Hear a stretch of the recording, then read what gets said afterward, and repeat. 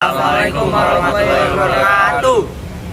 Kami dari kelompok 5 ingin mempresentasikan tentang Mahkamah Konstitusi. Saya Dika Maulana, absen 13.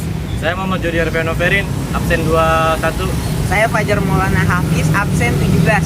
Saya Nur Akbar, absen 4. Saya Muhammad Yukatinansyah, absen 20. Saya Muhammad Jani Effendi, absen nomor 22. Pertama, pengertian Mahkamah Konstitusi. Mahkamah Konstitusi adalah suatu lembaga peradilan sebagai cabang kekuasaan yudikatif yang mengadili perkara-perkara tertentu yang menjadi kewenangan berdasarkan ketentuan Undang-Undang Dasar 1945. Dasar hukum Mahkamah Konstitusi adalah Undang-Undang Dasar 1945 Pasal 24C. Berdasarkan Peraturan Sekretaris Jenderal Mahkamah Konstitusi Nomor 3 Tahun 2019 tentang organisasi dan tata kerja kepaniteraan dan Sekretaris Jenderal Mahkamah Konstitusi sebagai berikut. Struktur organisasi Mahkamah Konstitusi bisa dilihat ada ketua, lalu wakil ketua, setelah itu Mahkamah Konstitusi, hakim konstitusi, lalu sekretaris jenderal. Sekretaris jenderal sebelahnya ada panitera.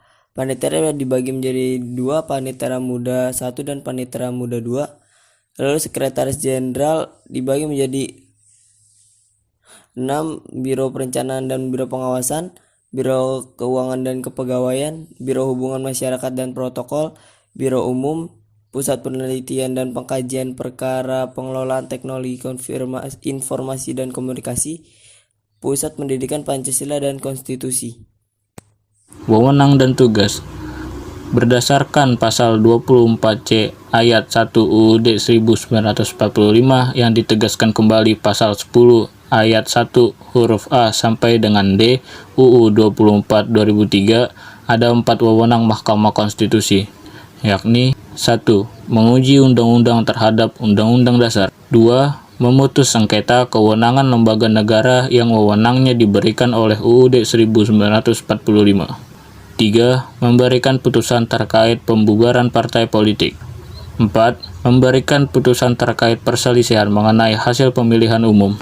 Sementara tugas Mahkamah Konstitusi ialah memberikan putusan terkait dengan pendapat Dewan Perwakilan Rakyat atau DPR soal dugaan pelanggaran oleh Presiden atau Wakil Presiden.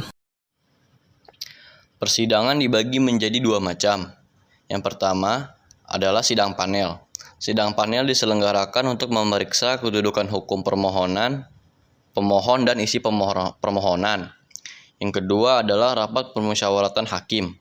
Dalam rapat ini, perkara dibahas secara mendalam dan rinci serta putusan Mahkamah Konstitusi diambil yang harus dihadiri sekurang-kurangnya 7 hakim konstitusi.